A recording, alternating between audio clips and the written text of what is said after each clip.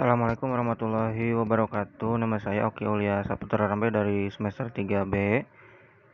Saya akan mereview jurnal hukum pidana yang berjudul Tinjauan Kriminologi Tindak Pidana Kekerasan yang dilakukan bersama-sama di muka umum di wilayah Aceh Barat oleh Inggar Saputri dari Fakultas Hukum Universitas Syiah Kuala Gampong, Lam Gubob, Banda Aceh. Sebelumnya video ini dibuat untuk memenuhi tugas hukum pidana lanjutan yang didoseni oleh Ibu Prof. Dr. Hajaini Nurani SHMH beserta Bapak Dr. Emrandi Aridayandi SHMH. Ketentuan pasal 170 ayat 1 yang menegaskan bahwa barang siapa yang di muka umum bersama-sama melakukan kekerasan terhadap orang atau barang dihukum penjara selama-lamanya 5 tahun 6 bulan. Sedangkan di ketentuan ayat 2 berbunyi yang bersalah diancam dengan pidana penjara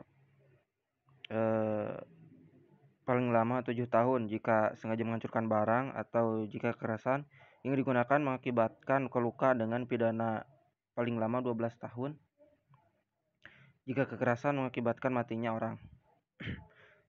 Terkadang orang memilih untuk terlibat dalam kejahatan karena itu bisa bermanfaat, mudah memuaskan, menyenangkan, dan juga faktor ekonomi, keterdesakan, atau mungkin dan lain sebagainya. Terus yang kemudian penegakan hukum di sini mengkondusifkan situasi yang sedang terjadi, dan jangan ada provokator yang memicu terjadinya tindak kekerasan di muka umum.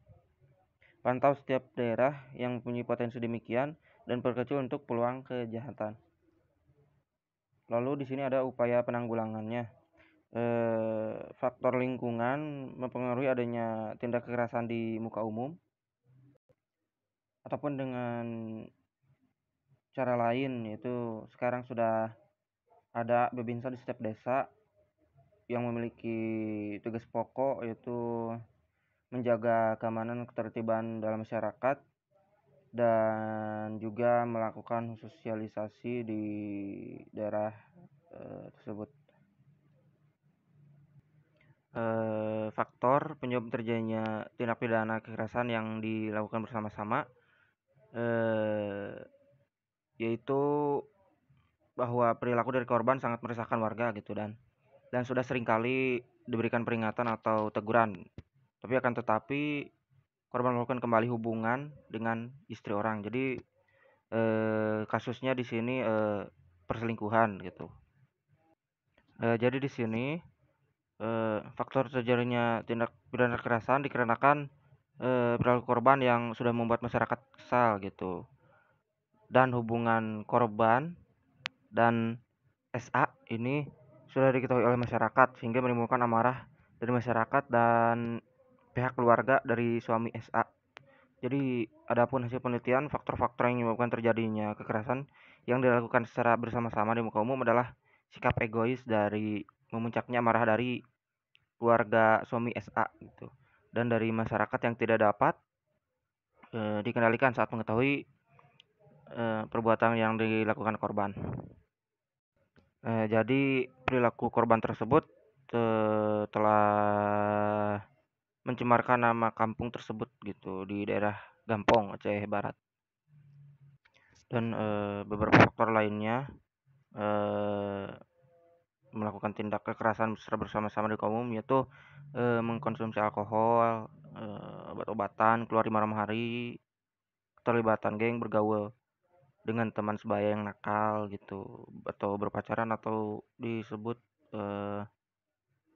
pergaulan bebas gitu. Jadi tidak terstruktur dari segi emosi ataupun mentalnya itu sendiri. Untuk penegakan hukumnya, jadi di sini si pelaku ini tidak mau jerak dalam berselingkuh gitu.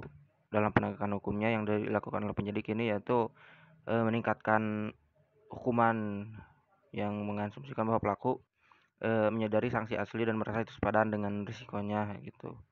Sedangkan hukuman baru yang lebih menghukum membuatnya tidak lagi sepadan dengan risiko dalam analisis biaya atau manfaat juga gitu. Jadi pada kesimpulannya, faktor terjadinya tindakan kekerasan dilakukan bersama-sama di muka umum adalah penegakan hukum yang dilakukan oleh penyidik semakin banyak pelaku yang melakukan kekerasan tersebut, maka penyidik semakin mudah menentukan para tersangkanya dengan mendengarkan keterangan dari para saksi yang terlibat dalam kejadian tersebut. Upaya penanggulangan terhadap tindakan kekerasan yang dilakukan secara bersama-sama di muka umum. Mungkin sekian review dari saya. Mohon maaf bila banyak sekali kekurangan. Billahi taufik wal hidayah. Wassalamualaikum warahmatullahi wabarakatuh.